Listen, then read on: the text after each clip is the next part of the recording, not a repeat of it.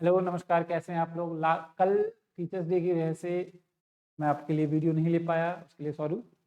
और सबको happy teachers day in advance. आप भावी टीचर हैं और भविष्य में ज़रूर टीचर बनेंगे। देखिए, एनसीईआरटी और एससीईआरटी के बेस के हिसाब से मैंने 500 क्वेश्चन को सेट बनाया है, जिसमें 100 क्वेश्चन तो आज करेंगे, 4-5 वीडियो लगातार आएंगी। इसमें हम 500 क्वेश्चन एमसीक्यू करेंगे जो एनसीईआरटी और एससीईआरटी बेस्ड होगा। ठीक है, तो आप इतना कर लेंगे तो आपके स्टेट इकोनॉमिक्स के लिए सफिशिएंट हो जाएगा। देखिए, आज हम लोग कुछ क्वेश्चंस करेंगे, 100 क्वेश्चन के करीब करेंगे। कुछ लॉजिकल क्वेश्चन साथ साथ हम इसको डिस्कस करते चलेंगे। ठीक है, एक बार स्टार्ट करते हैं।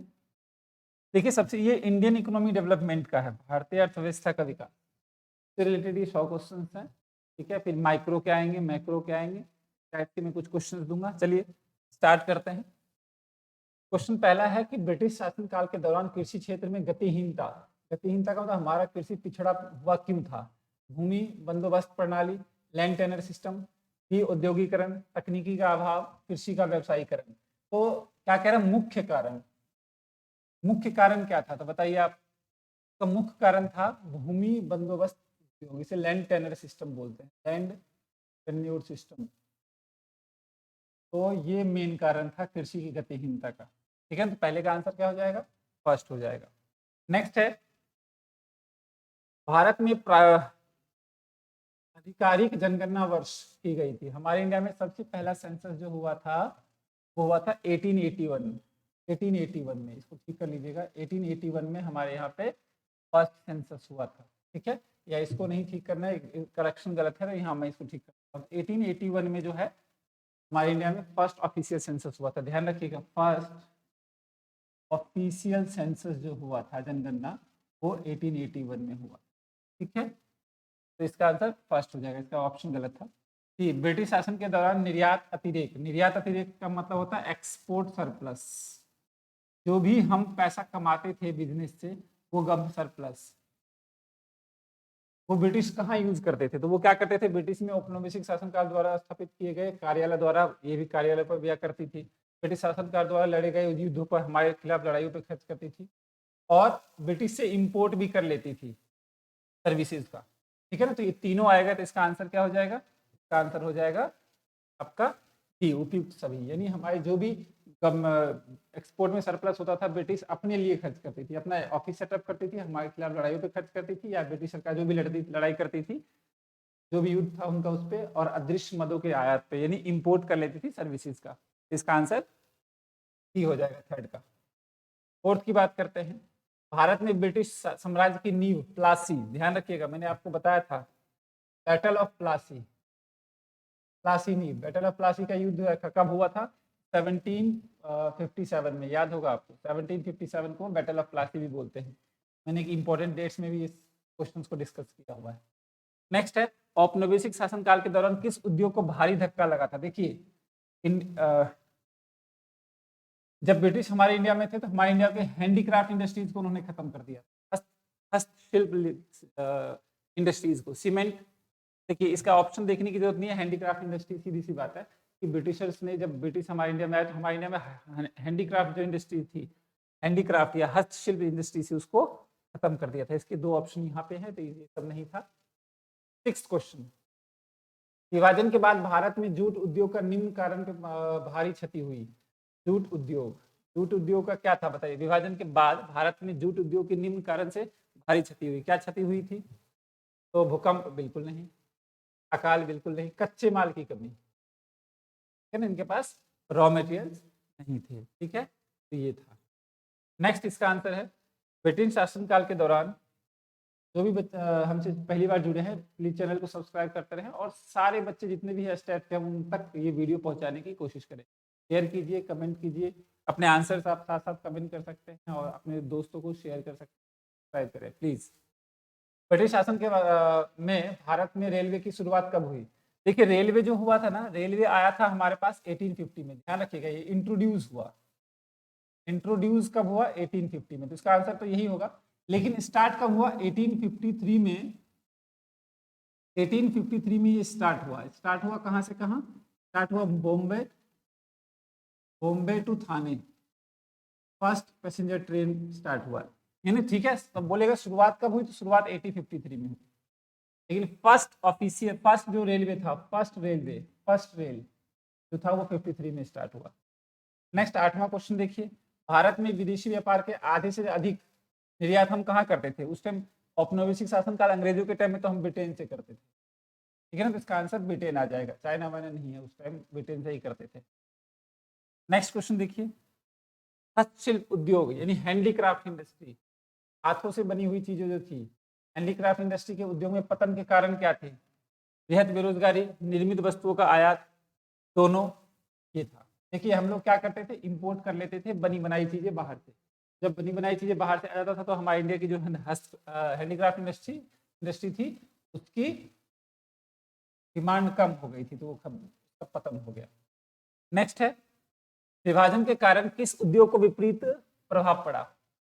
विभाजन के कारण यानी जो डाइवर्ट हो गया था, सिल्क, सूती, जूट, नायलॉन, बताइए जब विभाजन हुआ तो जूट क्या किस पर ज्यादा प्रभाव पड़ा था? तो इसका आ जाएगा आंसर जूट, ठीक है ना, ये ध्यान रखना है। नेक्स्ट, औपनिवेशिक शासनकाल यानी विदेश जब अंग्रेज रहते थे यहाँ पे के दौरान अधिकांश लोगों के जीवन निर्वाह का क्या करते थे? बताइए, ब्रिटिश जब अंग्रेज हमारे इंडिया में थे तो लोग सबसे ज्यादा क्या करते थे? उनका जीवन निर्वाह का मतलब जॉब क्या थी उनकी, रोजगार क्या था? उद्योग, कृषि, दोनों। तो उद्योग, किस उद्योग नहीं होगा उस टाइम लोग कृषि पे ज्यादा लोग डिपेंडेंट थे। मैं आपको बता दूं, इंडिपेंडेंस के टाइम 75% लोग कृषि करते थे, तो सबसे ज्यादा रोजगार का कारण, रोजगार जो था वो कृषि से मिलता था, तो इसका आंसर ही हो जाएगा। नेक्स्ट है सुएज नहर, ये सुइज कैनाल, मैंने आपको बताया था सुइज कैनाल का सेटअप हुआ था 1869 में हुआ था, और क्यों हुआ था? ताकि डायरेक्ट रूट हो सके ब्रिटेन और इंडिया में, ब्रिटेन, भारत और ब्रिटेन का जो है डायरेक्ट रूट, प्रत्यक्ष रास्ता बनाने के लिए उन्होंने किया, ये आंसर आ जाएगा, ठीक है। नेक्स्ट, कौन सा वर्ष महाविभाजन किया जाता है? महाविभाजन वर्ष मैंने डेट में बताया था कि 1921 को बोला जाता है, क्योंकि 1921 के बाद हमारी लगातार पॉपुलेशन बढ़ी है, तो 1921 से पहले हमारी फर्स्ट जनांकीय दशाएं थी, स्टेज था, first stage of demographic condition, और 1921 के बाद सेकेंड डेमोग्राफिक ट्रांजिशन में हम लोग आ गए थे।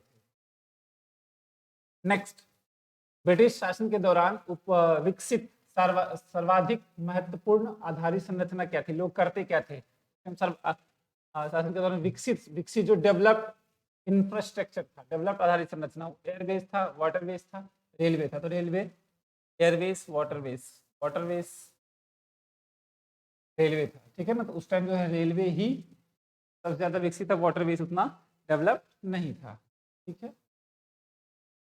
व्यवसायिक संरचना में से अभिप्राय बताइए, व्यवसायिक संरचना का अभिप्राय क्या है? ऑक्यूपेशनल स्ट्रक्चर बोलते हैं इसको, ऑक्यूपेशनल स्ट्रक्चर का मतलब कितने लोग कहाँ पे जॉब कर रहे हैं, ठीक है ना। ऑक्यूपेशनल स्ट्रक्चर का मतलब होता है लोगों का काम करने का कहाँ, डिस्ट्रीब्यूशन ऑफ वर्कफोर्स, यानी लोग किस किस क्षेत्र में काम करते थे, तो इसका आंसर आ जाएगा विभिन्न व्यवसायों के बीच कार्यबल का वितरण, अच्छा है। विभिन्न व्यवसायों की प्रकृति, एक देश में कार्यबल का आकार, एक देश में रहने वाले व्यक्तियों की संख्या, ये तो होगा नहीं। व्यवसायिक संरचना से अभिप्राय है विभिन्न व्यवसायों के बीच कार्यबल का वितरण, लोग कहाँ कहाँ जॉब करते थे, किसके क्षेत्र में। क्षेत्र 3 होते हैं, प्राइमरी, सेकेंडरी और टर्सरी। प्राथमिक क्षेत्र जिसमें कृषि वगैरह आता है, सेकेंडरी उद्योग आता है, और तीसरा तृतीय क्षेत्र में क्या आता है? सेवा वगैरह, ठीक है। नेक्स्ट क्वेश्चन देखिए,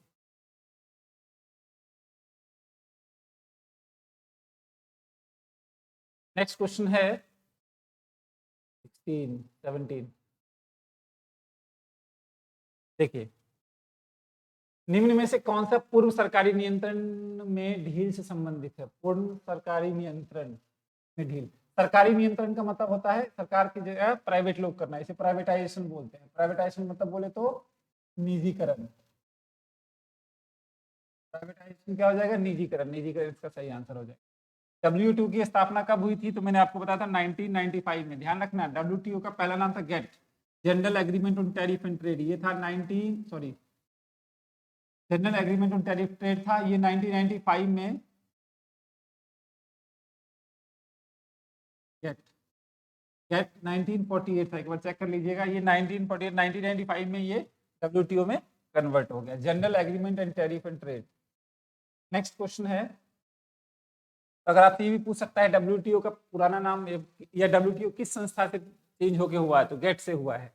ठीक है, निम्न से अभिप्राय घरेलू अर्थव्यवस्था के विश्व अर्थव्यवस्था से जोड़ना, यानी हमारी इकोनॉमी को वर्ल्ड की इकोनॉमी के साथ जोड़ना, उसे बोलते हैं वैश्वीकरण। तो वैश्वीकरण आ जाएगा। निजीकरण का मतलब होता है सरकार की चीजों को प्राइवेट हैंड ओवर करना, प्राइवेट में ट्रांसफर करना। और उदारीकरण का मतलब होता है अनावश्यक प्रतिबंधों से मुक्ति देना, छूट देना। आगे बढ़ते हैं। देखिए ये आपका क्वेश्चन यहाँ से गायब हो चुका है। चलिए क्वेश्चन ये भी है, लिख लीजिएगा। दो देशों के बीच व्यापार कहलाता है द्विपक्षीय। एक पक्षीय होता है कि सिर्फ आप एक्सपोर्ट करते हो या इंपोर्ट करते हो। द्विपक्षीय मतलब आप एक्सपोर्ट इंपोर्ट दोनों करते हो, ये आ जाएगा। बहुपक्षीय में नहीं होगा, दो देशों के बीच आ जाएगा द्विपक्षीय। बहुपक्षीय का मतलब बहुत सारी कंट्री से आप बिजनेस करते हो। दो देशों के बीच जब भी आएगा तो द्विपक्षीय आएगा। निम्न में से कौन सी नई आर्थिक नीति के तहत प्रारंभ की गई? नई आर्थिक नीति के तहत प्रारंभ की गई नीति क्या है?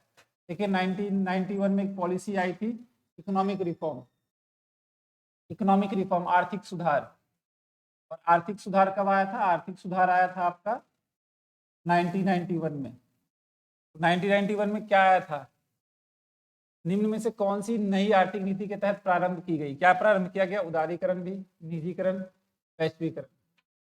ठीक है ना, ये तीनों तो इसके तत्व हो जाएंगे। तो लाइसेंसिंग प्रारंभ किया गया, इंडस्ट्रियल लाइसेंसिंग, ये इसका आंसर आ जाएगा। ठीक है, अगर मान लीजिए ये नहीं होता, यहाँ पे होता उपयुक्त सभी, अगर यहाँ पे डी का ऑप्शन होता उपयुक्त सभी, तो आपको क्या करना पड़ता? इस पे चले जाते, ये लाइसेंसिंग नहीं होता। लेकिन यहाँ पे लाइसेंसिंग स्टार्ट किया गया। नई आर्थिक नीति कब घोषित की गई? मैंने अभी बताया था नई आर्थिक नीति कब स्टार्ट हुआ? 19। अब बताइए इसका एग्जैक्ट डेट बताइए, नई आर्थिक नीति कब प्रारंभ की गई?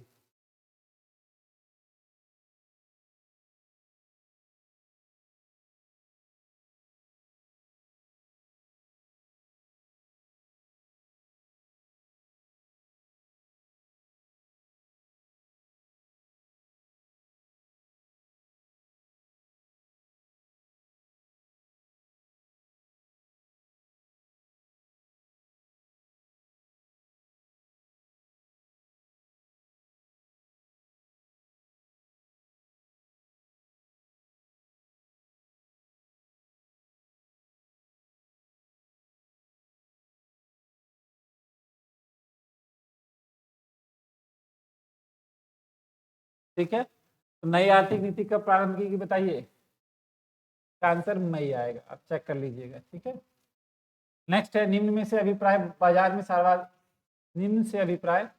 में सार्वजनिक क्षेत्र की इकाइयों की क्षमता हिस्से को बेचने से है। आप देखो यहाँ पे क्या है, सार्वजनिक इकाइयों की क्षमता, यानी गवर्नमेंट के सेक्टर्स को क्या कर रहा है? बेच रहा है। तो जब गवर्नमेंट के सेक्टर को बेचेंगे तो उसे क्या बोलते हैं? प्राइवेटाइजेशन बोलते हैं। उसे क्या बोलेंगे? प्राइवेटाइजेशन बोलेंगे। ठीक है, नेक्स्ट,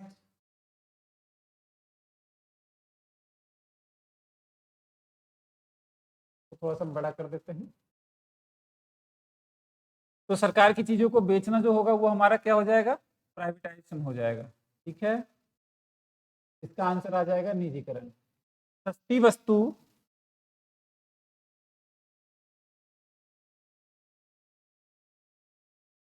सस्ती वस्तुएं निम्न में से पीछे, सस्ती आयात वस्तुएं निम्न के पीछे एक कारण है।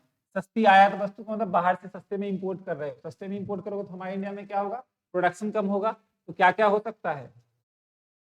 अब बाहर से इंपोर्ट कर लोगे तो इसका एक पीछे एक कारण है। सस्ती वस्तु आयात का एक कारण है। औद्योगिक विकास का निम्न स्तर और संतुलित विकास भोक्ता, ये आएगा। हमारे इंडिया में क्या है?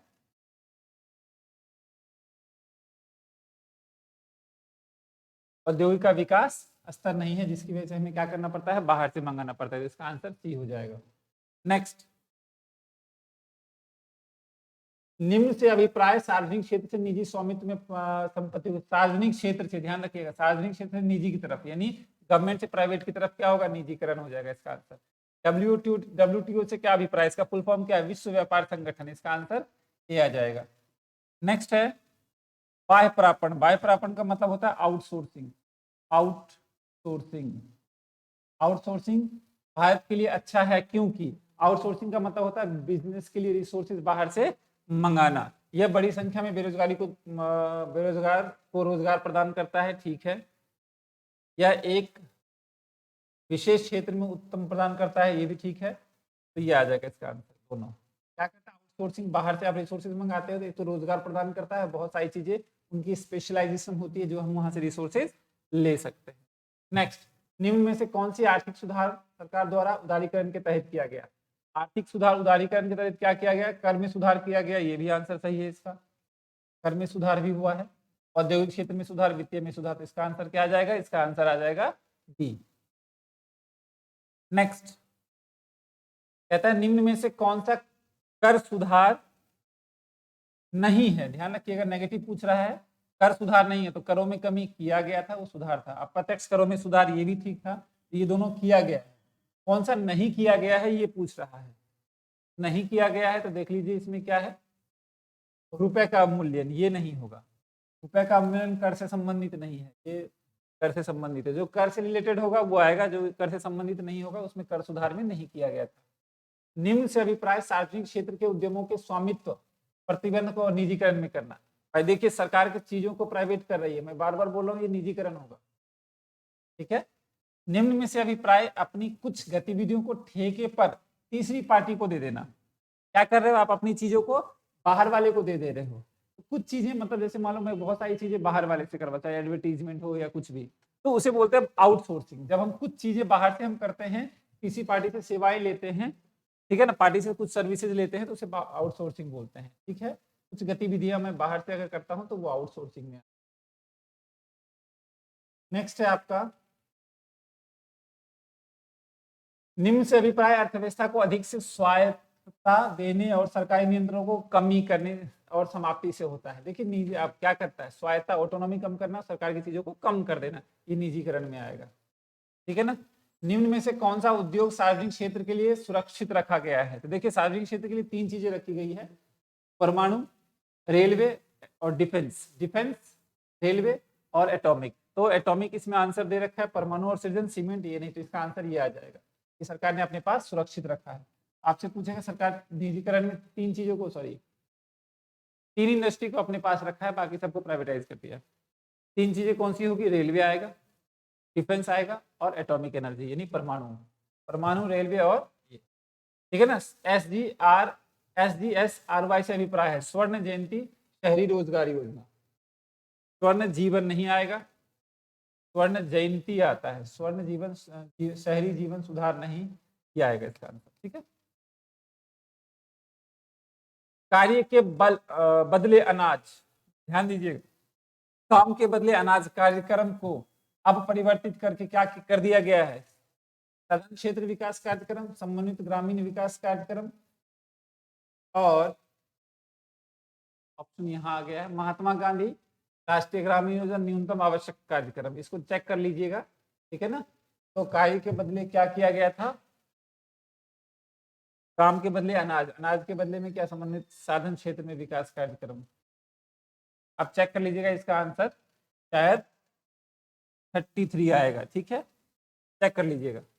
नेक्स्ट, MPCE से अभिप्राय, देखो मंथली पर कैपिटल कंजम्पशन एक्सपेंडिचर बोलते हैं इसको, मासिक प्रति व्यक्ति आय नहीं, मासिक न्यूनतम प्रति व्यक्ति आय, अधिकतम प्रति व्यक्ति आय, मासिक प्रति व्यक्ति, मंथली पर कैपिटल एक्सपेंडिचर, ये आ जाएगा। ये नहीं आएगा इसमें, देखिए इसमें से उपयुक्त में से कोई भी नहीं आएगा। कह रहा है मंथली पर कैपिटल एक्सपेंडिचर, एक साल एक महीने में आप कितना खर्च करते हो। ये एक्चुअली गरीबी को नापने के लिए किया जाता है, मंथली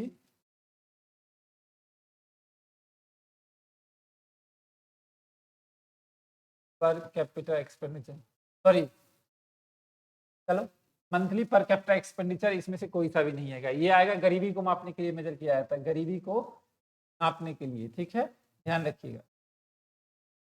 जेल निर्वाह लागत, जेल कॉस्ट लिविंग, ध्यान रखिएगा, जेल कॉस्ट लिविंग दादा भाई नारोजी के द्वारा किया गया था, ठीक है ना। ये गरीबी रेखा को मापने के लिए था जेल कॉस्ट लिविंग। नेक्स्ट है, निम्न में से अभिप्राय अन्य व्यक्तियों और क्षेत्रों या राष्ट्रों की तुलना में लोगों की गरीबी से है।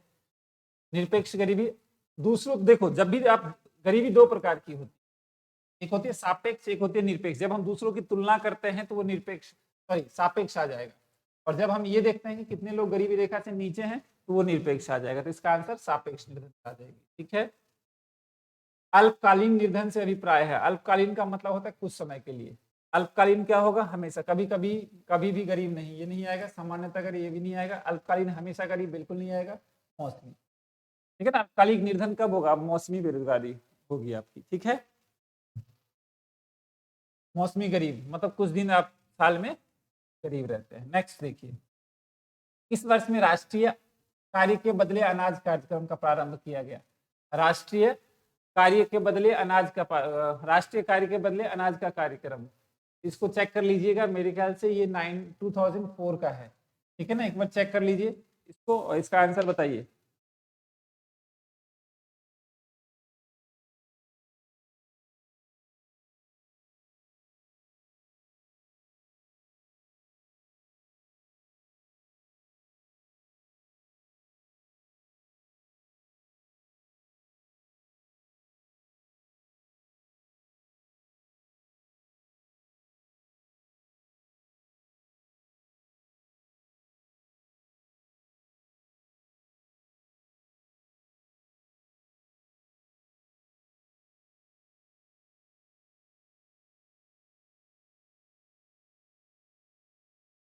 ठीक है, इसका आंसर क्या आ जाएगा? 2004। चलिए आगे बढ़ते हैं। ये नवंबर है,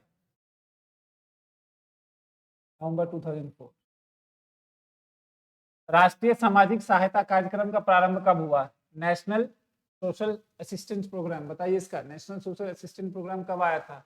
यह आया था 1998 में। इसका चेक कर लीजिएगा आंसर। ठीक है, ये डेट्स हैं, डेट्स एग्जैक्ट याद नहीं रहते हैं तो आप एक बार चेक कर लीजिएगा। ठीक है, आगे बढ़ते हैं।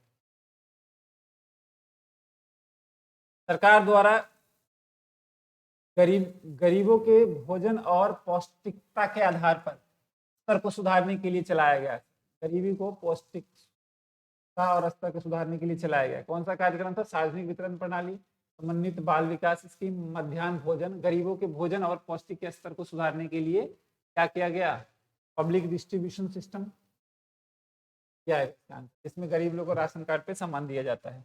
भारत में गरीबी के आंकड़े को कौन सी संस्था मेजर करती है? एनएसएसओ। ध्यान रखिएगा, ये सब तो योजनाएं हैं जो गरीबी को दूर करती है। मापने के लिए एनएसएसओ किया जाता है। नेक्स्ट, एनएसएसओ करती है नेशनल सैंपल सर्वे ऑर्गेनाइजेशन।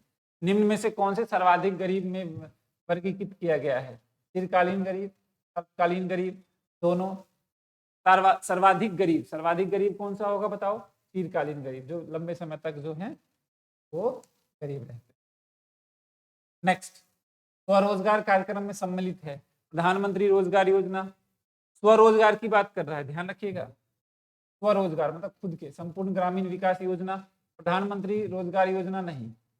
राष्ट्रीय सामाजिक सहायता कार्यक्रम संपूर्ण ग्रामीण रोजगार योजना में आ जाएगा। ठीक है ना। वैसे रोजगार के, स्वरोजगार के लिए इसका आंसर डी आएगा। ठीक है ना, क्योंकि इसमें संपूर्ण ग्रामीण में भी योजना आता है कि वहाँ के लोगों को रोजगार दिया जाए। राष्ट्रीय सामाजिक सहायता, उसमें हेल्प, सेल्फ एम्प्लॉयमेंट के लिए हेल्प किया जाता है। तो इसका आंसर डी आ जाएगा। नेक्स्ट, निम्न में से कौन सा भौतिक पूंजी का उदाहरण है? देखिए भौतिक पूंजी क्या होता है? पूंजी एक होता है मानव पूंजी, एक होता है भौतिक पूंजी। मानव पूंजी आपका आ जाएगा एजुकेशन, स्किल्स, ये सब मानव पूंजी है।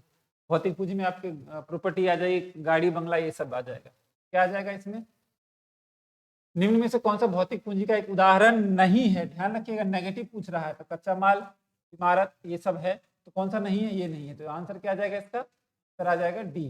डी एग्जैक्ट आंसर है। ठीक है इसका, क्योंकि ये सारी चीजें भौतिक पूंजी है। भौतिक पूंजी नहीं है तो ये आ जाएगा। नेक्स्ट, निम्न में से किस पंचवर्षीय योजना में मानव पूंजी पे बल दिया गया? तो ध्यान रखिएगा, 7वीं 7th 5 ईयर प्लानिंग में ह्यूमन कैपिटल फॉर्मेशन पे ज्यादा फोकस किया गया जब राजीव गांधी प्राइम मिनिस्टर थे। भारत में निम्न में से निम्न में से कौन सा संगठन स्वास्थ्य क्षेत्र के लिए नियंत्रित करता है? देखिए हमारे इंडिया में एक आईसीएमआर है। आईसीएमआर, ध्यान दीजिएगा, आईसीएमआर होता है Indian council of medical research.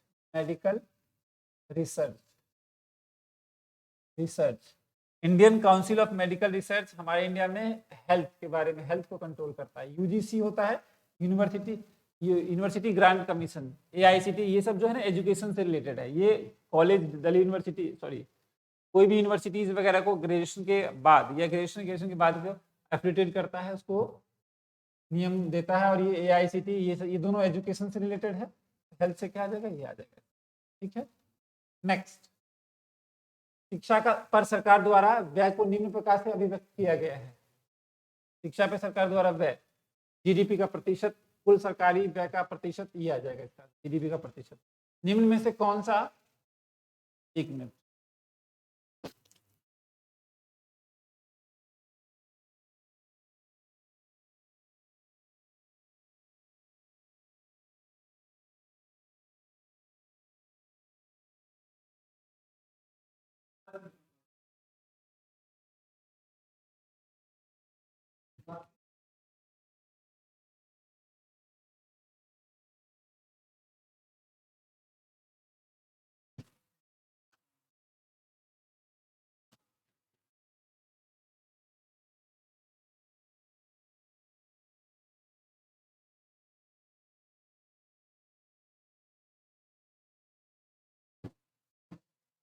ठीक है बेटा, सॉरी कॉल आ गया था।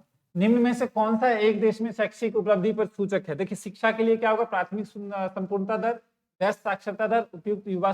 देखो शिक्षा के लिए जो है ना शैक्षिक उपलब्धि का सूचक क्या आएगा बताइए, प्राथमिक शिक्षा दर। ठीक है, निम्न वर्ष में भारत सरकार के 6 से 8, देखिए 6 से 8 में कंपलसरी एजुकेशन कर दिया गया था। 6 से 8 कभी आया था? 6 से 8 वर्ष के लिए शिक्षा को निःशुल्क अनिवार्य कर दिया गया था। वैसे ये 2009 में आया था। ठीक है ना, तो इसका देख लीजिएगा, कंपलसरी एजुकेशन। ठीक है, 2002 और 2009 आप शिक्षा का निःशुल्क कर दिया था, तो ये तो कंपलसरी एजुकेशन था। तो इसका चेक कर लीजिएगा आंसर क्या होगा, क्योंकि एग्जैक्ट डेट मैं गलत नहीं बता सकता हूँ। आप इसका चेक कर लीजिएगा। निम्न में से कौन सा भारत में खराब मानव पूंजी का एक कारण है? खराब मानव पूंजी, एक तो अपर्याप्त संसाधन है, बिल्कुल, बुद्धिजीवी अववहन, जनसंख्या में ऊंची वृद्धि दर, ये भी कारण है कि हम लोग गरीबों को पढ़ा नहीं पाते हैं। ठीक है, इसका आंसर क्या आ जाएगा, उपयुक्त सभी, उपयुक्त सभी। नेक्स्ट, निम्न में से अभिप्राय लोगों को निहित कौशल योग्यता, ध्यान दीजिएगा, निहित कौशल योग्यता, सुविज्ञता, शिक्षा और ज्ञान में स्टॉक में वृद्धि करता है। मानव पूंजी, भौतिक पूंजी, मानव पूंजी, सॉरी मानव संसाधन, उपयुक्त में से सभी। निम्न में से अभिप्राय निहित कौशल ज्ञान, देखिए ध्यान रखिएगा, एजुकेशन से रिलेटेड आपकी नॉलेज मानव पूंजी से होता है, तो इसका आंसर मानव पूंजी आ जाएगा। निम्न में से कौन सा मानव पूंजी का एक स्रोत नहीं है? शिक्षा पर व्यय है, आधारित संरचना बिल्कुल मानव से एजुकेशन से रिलेटेड नहीं है, तो इसका आंसर ये आ जाएगा। एक मिनट, इसका आंसर क्या आ जाएगा, इसका आंसर आ जाएगा ये आपका फर्स्ट। ध्यान रखिएगा, क्योंकि ये एजुकेशन से रिलेटेड नहीं है, बाकी जितने भी ऑप्शंस होंगे एजुकेशन से रिलेटेड होंगे। देखिए ये आ जाएगा, प्रशिक्षण पर व्यय, प्रवासन, माइग्रेशन होता है, ये सब एजुकेशन के ह्यूमन कैपिटल फॉर्मेशन के स्रोत हैं। तो आधारित संरचना, इंफ्रास्ट्रक्चर एजुकेशन से रिलेटेड नहीं आएगा। नेक्स्ट है, सभी संसदीय संघीय करों पर सरकार द्वारा कितना प्रतिशत सरचार्ज लगाया गया? तो 2%, ये ध्यान रखिएगा। ICMR का पूरी फॉर्म क्या है, मैंने बताया था, Indian council of medical research, भारतीय चिकित्सा अनुसंधान परिषद। ठीक है, तो ये आ जाएगा आंसर। निम्न में से कौन सा एक देश के मानव पूंजी का एक मुख्य भाग स्रोत है? शिक्षा पर व्यय स्रोत है, क्षेत्रीय ग्रामीण विकास, क्षेत्रीय ग्राम, ये सब ऑप्शन। एक मिनट, तो आपके जो हैं शिक्षा पर व्यय, प्रतिरक्षा पर व्यय, आधारित संरचना पर व्यय, उपयुक्त में से कोई नहीं। तो देखिए एजुकेशन पे जो खर्च करना है ना, वो मानव पूंजी का मुख्य स्रोत है। ठीक है, के बाद निम्न वह सर्वोत्तम संस्था है जो ग्रामीण साख के विस्तार के लिए काम करती है, रूरल डेवलपमेंट के लिए काम करती है, नबार्ड। ध्यान रखिएगा, नबार्ड एक ऐसी संस्था है, ये आया था 1982 में, ये स्पेशल डेट्स में मैंने बताया था। नबार्ड का मतलब होता है national agriculture bank and rural development, जो किसके लिए काम करता है, जो ग्रामीण विकास में जितनी भी संस्थाएं हैं उनको वित्त प्रदान करता है, उनके लिए हेल्प करता है। ठीक है, सूक्ष्म वित्त, सूक्ष्म वित्त कोई योजना द्वारा विस्तार की गई भूमि, देखिए स्वयं सहायता संस्था, सेल्फ हेल्प ग्रुप के रूप में इसको विकास किया गया। जितनी भी माइक्रो फाइनेंस थी उसको सेल्फ हेल्प ग्रुप में कन्वर्ट कर दिया गया। इस अवधि को स्वर्णिम क्रांति कहा जाता है। देखो गोल्डन रिवॉल्यूशन, ध्यान रखिएगा, गोल्डन रिवॉल्यूशन जो था वो हमारा ये था 91 से 93 तक। मैंने आपको बताया था हरित क्रांति के बारे में। हरित क्रांति कब आई थी? हरित क्रांति जो थी वो आपकी 1966 से 67 थी, याद होगा आपको। और किसने स्टार्ट किया था? MS स्वामीनाथन ने। लेकिन स्वर्णिम क्रांति 1991 से लेकर 2003 तक था। आगे बढ़ते हैं। नेक्स्ट, उस राज्य का नाम बताइए जिसे दुग्ध सहकारिता के प्रभावी क्रियान्वयन में सफलता की कहानी बताती है। देखिए ये जो था ना आपका, ये व्हाइट रिवॉल्यूशन से था। व्हाइट रिवॉल्यूशन जो आया था ना वो 1970 में आया था। और व्हाइट रिवॉल्यूशन कहाँ आया था? तो गुजरात में आया था। ठीक है, मैंने आपको बताया था स्पेशल डेट्स वाले में। निम्न में से कौन सा साख का गैर संस्थागत स्रोत है? देखो साख का मतलब, साख के दो स्रोत होते हैं, संस्थागत और गैर संस्थागत। संस्थागत में जितने भी बैंक आते हैं वो आते हैं, और गैर संस्थागत में क्या आता है? महाजन आएगा, रिश्तेदार, व्यापारी, व्यवसायी और कमीशन एजेंट, भूमि विकास बैंक। कौन सा नहीं है? नेगेटिव पूछ रहा है तो ये सब गैर संस्थागत स्रोत है। कौन सा नहीं है? तो ये आ जाएगा। करेक्ट आंसर क्या हो जाएगा इसका? करेक्ट आंसर हो जाएगा डी। ठीक है, तो ये इसका आपको देखना है। नेक्स्ट, जैविक कृषि का लाभप्रद, जैविक कृषि का ऑर्गेनिक फार्मिंग बोलते हैं इसको। ऑर्गेनिक फार्मिंग का क्या फायदा होता है? यह अंतर्राष्ट्रीय निर्यातों के जरिए एक आय का सृजन है। यह पर्यावरणीय धारणीय के उत्पादित की जाती है, बिल्कुल। यह स्वास्थ्य योजना प्रदान करती है, बिल्कुल। उपयुक्त सभी, इसका आंसर क्या जाएगा? उपयुक्त सभी, 63 का। ठीक है, नेक्स्ट देखते हैं 64। सरकार द्वारा न्यूनतम समर्थन कीमत, मिनिमम MSP बोलते हैं इसको, मिनिमम सपोर्ट प्राइस, क्यों निर्धारित की जाती है? ताकि किसानों के हितों की सुरक्षा हो सके, उपभोक्ता के हितों की सुरक्षा हो। किसानों के हितों की सुरक्षा के लिए है ये MSP क्या होता है कि अगर प्रोडक्ट आपका नहीं बिकता है तो गवर्नमेंट उसको परचेज कर लेती है। भारत में अधिकांश अदृश्य बेरोजगारी निम्न में से अधिकांश, देखिए अदृश्य बेरोजगारी जनरली कृषि में पाई जाती है। अदृश्य बेरोजगारी होता क्या है कि काम में ज्यादा लोग लगे हुए हैं लेकिन उनकी आवश्यकता नहीं है, दिखते हैं कि वो रोजगार है लेकिन एक्चुअली में है नहीं। नेक्स्ट, उन व्यक्तियों की संख्या जो एक विशेष समय पर वास्तव में रोजगार में संलग्न है कहलाते हैं। एक विशेष समय में कार्यबल श्रम बल दोनों, ठीक है ना। एक विशेष वास्तव में रोजगार में लगे हुए हैं, दोनों बोलते हैं, उसको श्रम बल भी बोलते हैं और वो कार्यबल भी आ जाएगा। स्वरोजगार और नियमित वेतन रोजगार में आकस्मिक श्रम कार्य की ओर रोजगार और नियमित वेतन रोजगार से आकस्मिक श्रम कार्य की ओर जाने की प्रक्रिया कहलाती है। रोजगार, स्वरोजगार से नियमित, यानी उसे बोलते हैं सेल्फ एम्प्लॉयमेंट से फॉर्मल सेक्टर, तो इसे क्या बोलेंगे? कार्यबल का अनियमीकरण, इनफॉर्मलाइजेशन, कार्यबल का औपचारिकरण, इसका आंसर ये आ जाएगा। इसे बोलते हैं इनफॉर्मलाइजेशन, अनियमितीकरण, ठीक है ना। बेरोजगारी का अभिप्राय उन लोगों से होता है जो कार्यबल करने के इच्छुक नहीं है। अच्छा, कार्यबल करने के इच्छुक हैं परंतु काम नहीं करना चाहते। बेहतर कार्य की तलाश में अपनी नौकरी छोड़ते हैं, बिल्कुल ये नहीं होगा। गलत तरीकों से कार्य से काम पे निकाला गया, ये भी नहीं होगा। कार्य करने के इच्छुक नहीं है, बेरोजगारी से अभिप्राय उन लोगों से है जो कार्य करने के इच्छुक हैं परंतु काम नहीं मिलता, ये आ जाएगा इसका करेक्ट आंसर। ठीक है, नेक्स्ट, भारत में बेरोजगारी के मुख्य कारण क्या है? अल्प विकास, बिल्कुल सही है। तीव्र जनसंख्या वृद्धि, ये दोनों है। इसका मतलब इसका आंसर क्या आ जाएगा? उपयुक्त सभी। चलिए, जब दो सही हो तो उपयुक्त सही, या आपका ऑप्शन जो अब पांचवा तो ऑप्शन आएगा नहीं तो चार ये आ जाएगा। बेरोजगारी व्यक्तियों की गणना निम्न प्रकार से की जाती है: श्रम बल, कार्यबल, श्रम प्लस कार्यबल, कार्यबल प्लस श्रम बल, श्रम बल प्लस कार्यबल, ये आ जाएगा। ठीक है, मौसमी बेरोजगारी क्या होती है कि साल में आप कुछ दिन रोजगार रहते हो, और मौसमी बेरोजगारी जहाँ कहाँ होती है? जनरली कृषि में। वह व्यवस्था जिसमें एक श्रमिक जीविका अर्जित करने के लिए स्वयं के साधनों के प्रयोग करता है कहलाता है। देखो ध्यान रखिएगा, वह व्यवस्था जिसमें एक श्रमिक जीविका अर्जित करने के लिए स्वयं के साधनों की, यानी स्वरोजगार बोलते हैं उसको, ठीक है ना। मजदूरी और रोजगार क्या बोलेंगे? स्वरोजगार बोलेंगे। जल्दी जल्दी इसलिए करवा रहा हूं ताकि वीडियो लंबी ना हो। आगे आगे बढ़ते हैं।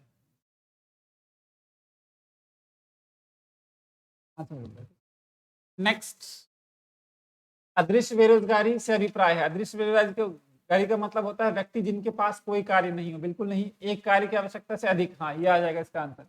काम से ज्यादा लोग लगे हुए हैं, जरूरत है लोग 2 लोगों की, लगे हुए हैं 10 लोग, इसका मतलब बाकी 8 क्या हैं, छिपी हुई बेरोजगारी। कुल जनसंख्या के श्रम बल का अनुपात कहलाता है, कुल जनसंख्या में श्रम बल, लेबर श्रम बल का अनुपात, कुल जनसंख्या में श्रम बल, सहभागिता दर, कार्यबल, दोनों कार्यबल, ये श्रम बल, कुल जनसंख्या में कितने लोग हैं, श्रम बल साहब ये आ जाएगा इसका, ठीक है ना, श्रम बल सहभागिता मतलब जो टोटल जनसंख्या में कितने लोग काम में लगे।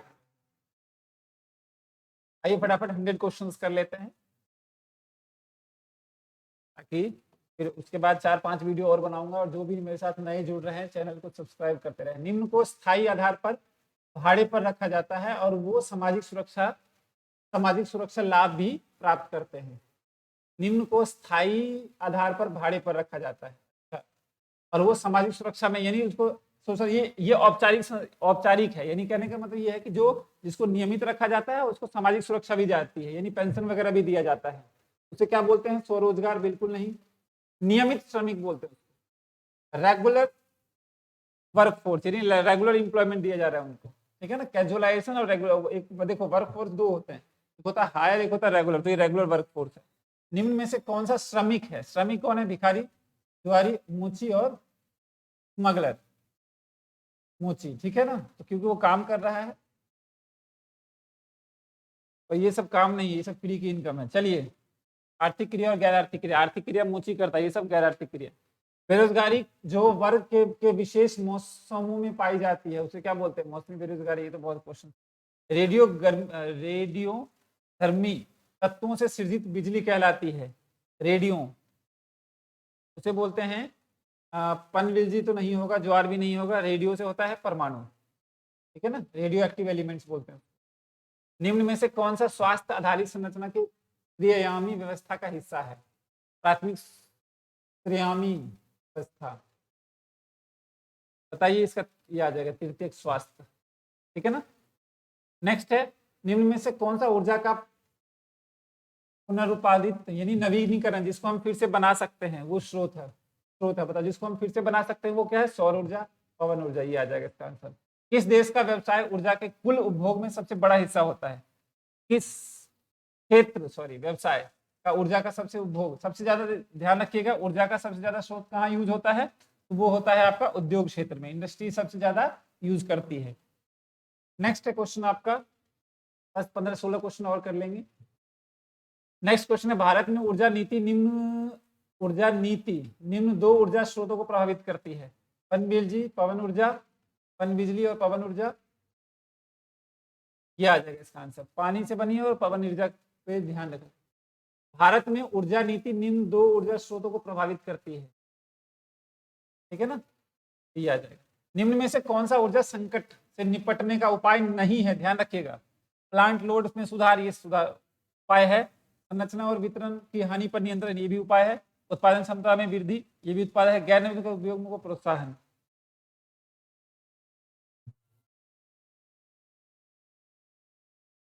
निम्न में से कौन सा ऊर्जा संकट से निपटने का स्रोत है, ऊर्जा संकट करना है तो आपको क्या करना पड़ेगा, गैर नवीकरणीय स्रोत को प्रोत्साहन करना पड़ेगा, ये सही है।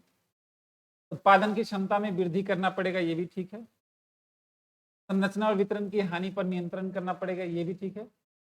प्लांट लोड फैक्टर में सुधार, ये भी ठीक है। को प्रोत्साहन करना,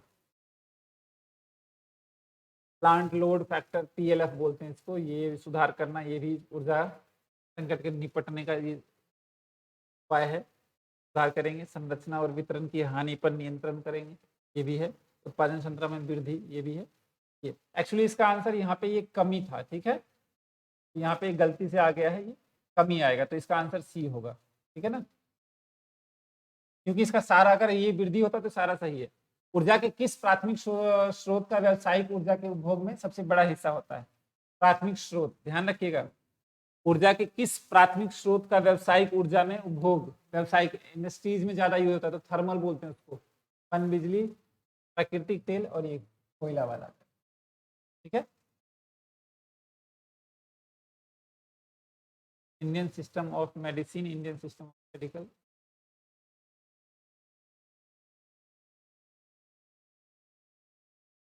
तक क्वेश्चन ही नहीं दे रखा है, चलिए कोई बात नहीं, इसमें गलत दिया हुआ है ऑप्शन, क्वेश्चन सही नहीं है। नेक्स्ट, क्वेश्चन पूरा नहीं है तो इसी क्वेश्चन को स्किप कर देते हैं। नेक्स्ट, आधारित संरचना किस प्रकार एक देश के आर्थिक विकास में योगदान देती है। देखिए, आधारित संरचना होता है रोड, रेलवे, ट्रांसपोर्टेशन, कम्युनिकेशन। उत्पादन के साधनों की उत्पादकता को वृद्धि करता है, बिल्कुल सही है। अपने लोगों को जीवन में गुणवत्ता को सुधार करता है, ये भी सही है, तो इसका आंसर ये आ जाएगा। जल में सृजित ऊर्जा कहलाती है, जब हम जल से तो पन बिजली, पानी से जो उत्पन्न होता है उसे बोलिए पानी, पानी से हो जाएगा, पन बिजली बोलते हैं उसको, ठीक है। नेक्स्ट है, निम्न में से किस सृजन के स्रोत से हमें सबसे अधिक ऊर्जा की प्राप्ति होती है। तापीय, ध्यान रखिएगा, थर्मल, ठीक है ना। निम्न में से अभिप्राय ऊर्जा के उन स्रोतों से होता है जो हाल में ही प्रयोग में लाई गई है। निम्न से अभिप्राय ऊर्जा के उन स्रोतों से होता है जो हाल में ही प्रयोग में लाई गई है। परंपरागत, गैर परंपरागत। परंपरागत जो होता है पुराने समय से चलता आ रहा है, तो गैर परंपरागत होगा, जैसे थर्मल हो गया, वाटर एनर्जी वाटर हो गया, पानी से बनी बिजली हो गई, सौर ऊर्जा हो गया, ये सब। निम्न में से कौन सा ऊर्जा का गैर परंपरागत स्रोत है। गैर परंपरागत मतलब जो पुराने समय से चलता आ रहा है, ठीक है। तो तपीय, ज्वार, पवन, कौन सा स्रोत नहीं है, पूछा है, ठीक है ना, नहीं है, तो ये सब बनता आ रहा है। ज्वार, ये भी पवन ऊर्जा आ जाएगा, ठीक है, क्योंकि हम पवन ऊर्जा अभी हमने बनाना स्टार्ट किया। निम्न में से कौन सा पर्यावरण का एक मुख्य कार्य है। उत्पादन के संसाधन देता है, बिल्कुल सही। सेवाएं प्रदान करता है, अपशिष्ट को करता है उपयुक्त, सभी सारे आ जाएंगे इसका आंसर। निम्न मृदा अपरदन, सॉइल इरोजन मुख्य कारण क्या है। देखिए, सॉइल, जमीनें क्यों खराब होती है, वायु प्रदूषण से, ओजोन का डिप्लेशन से, वनों का विनाश से। वन का जितना विनाश कीजिएगा उतना ही सॉइल फर्टिलिटी जो है वो कम हो जाएगी। आगे बढ़ते हैं। नेक्स्ट, निम्न में से कौन से जैविक तत्व हैं, जैविक तत्व, बायोटिक, पक्षी, जल, भूमि, वन, क्या आएगा इसका आंसर। जैविक तत्व, जैविक तत्व क्या आ जाएगा, भूमि, वन,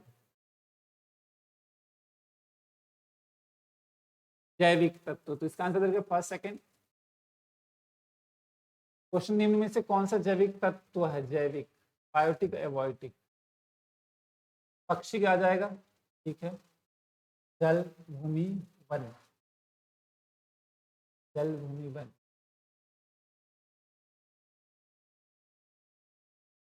फर्स्ट तो आएगा ही आएगा, ठीक है, जल, भूमि, वन, जल, भूमि, वन आ जाएगा फर्स्ट, और फोर्थ आ जाएगा, सी आंसर आ जाएगा। सरकार द्वारा केंद्रीय प्रदूषण नियंत्रण बोर्ड, सीपीसीबी बोलते हैं इसको, ध्यान रखिएगा, सीपीसी बोर्ड, नियंत्रण स्थापना निम्न। सरकार द्वारा केंद्रीय प्रदूषण नियंत्रण, सीपीसीबी बोर्ड की स्थापना निम्न में से नियंत्रण, किसको नियंत्रण करने के लिए किया गया था, वायु प्रदूषण को नियंत्रण, ठीक है। धारणीय विकास, देखिए धारणीय विकास का मतलब होता है कि आने वाले जनरेशन, आप अभी डेवलपमेंट कर रहे हो लेकिन आने वाले जनरेशन के साथ कोई कॉम्प्रोमाइज नहीं कर रहे हो, तो गैर नवीकरणीय संसाधनों के प्रयोग में नियंत्रण। धारणीय विकास को प्राप्त करने के लिए क्या क्या करोगे आप, प्रदूषण को नियंत्रित करोगे, जनसंख्या में वृद्धि को नियंत्रित करोगे, गैर नवीकरणीय संसाधनों के प्रयोग को नियंत्रित करोगे,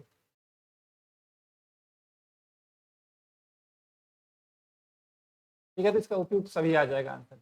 निम्न पृथ्वी के वातावरण और महासागरों के औसत तापमान में से देखी गई है अपेक्षित वृद्धि, यानी लगातार टेम्परेचर बढ़ रहा है, तो क्या आ जाएगा, वो लगातार टेम्परेचर बढ़ेगा तो उसे बोलते हैं वैश्विक उष्णता, ठीक है ना। वैश्विक उष्णता होता है ग्लोबल वार्मिंग, तो ये आ जाएगा इसका आंसर, लगातार धरती पे टेम्परेचर बढ़ता है तो ग्लोबल वार्मिंग। निम्न में से कौन सा वाहनों में वायु प्रदूषण को नियंत्रित करता है, नियंत्रित करने का उपाय है, बताइए।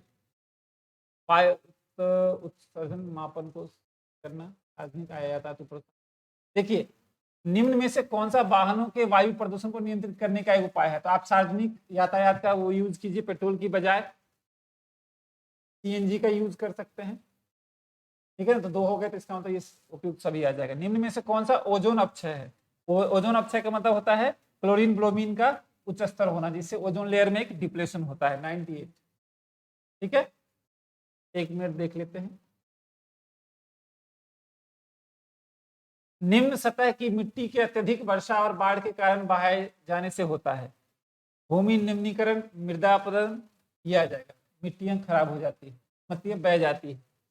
नेक्स्ट है, 101 क्वेश्चन कर लो, क्योंकि एक क्वेश्चन ऊपर हमने गलत किया था। निम्न में से कौन सा भूमि निम्नीकरण का एक कारण है? वनों के विनाश, अत्यधिक चाराई, वन भूमि और अतिक्रमण, उपयुक्त सभी आ जाएगा। एक क्वेश्चन और कर लेते हैं, 100 हो जाएगा फिर आपका। भारत, पाकिस्तान और डैश देश की विकास रणनीति में बहुत सारी समानता है। तो भारत, पाकिस्तान और चीन में एक समानता है, ठीक है ना। देखिए चीन में किस प्रकार की आर्थिक व्यवस्था को अपनाया जाता है? तो चीन एक पूंजीवादी समाजवादी अर्थव्यवस्था है। हमारी भारत कौन सी है? भारत मिश्रित अर्थव्यवस्था है, मिश्रित। और चीन क्या है? चीन जो है आपका समाजवादी, वहां पे एक सिंगल पार्टी, समाजवादी अर्थव्यवस्था। और पाकिस्तान जो है, पाकिस्तान भी जो है वो मिश्रित अर्थव्यवस्था ही है। अरे पाकिस्तान भी मिश्रित अर्थव्यवस्था है, ठीक है। तो ये आपके 100 क्वेश्चंस हैं, आपको इतना रिवीजन करना है। बाकी आपको माइक्रो के भी यानी व्यष्टि अर्थशास्त्र के भी एनसीईआरटी के 100 क्वेश्चन हम डिस्कस करेंगे, ठीक है। Thank you.